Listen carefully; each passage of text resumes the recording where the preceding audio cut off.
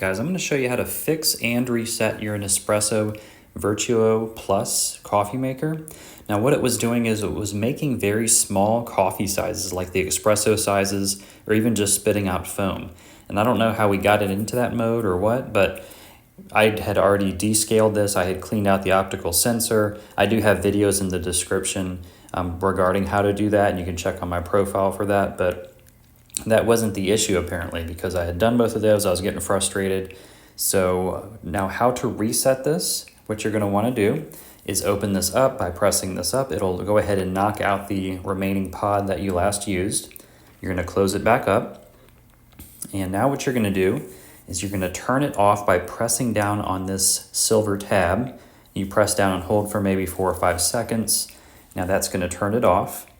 Now what you're going to do next is I always have a coffee cup down there just in case something weird or funky happens, is you're going to press on the button on top and the little tab here, or the silver tab, for 4 seconds, and that should enter into menu mode. You'll see this orange light at the top.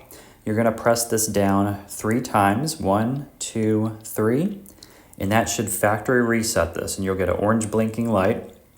And now you're going to press this once, and you'll get another orange light for a second, and it should turn to green. That's going to reset your machine to the factory settings. So just like you had gotten it out of the box. I'm not sure how we got it into some weird customized settings, but we definitely wanted to do this, and that's how you do this here. And this is what our coffee looks like now, so we're definitely happy about that. Go ahead and check in the description, guys. I do go over how to descale this, how to clean your coffee machine, and debug different kinds of problems with these Nespresso machines. So I do hope this helped.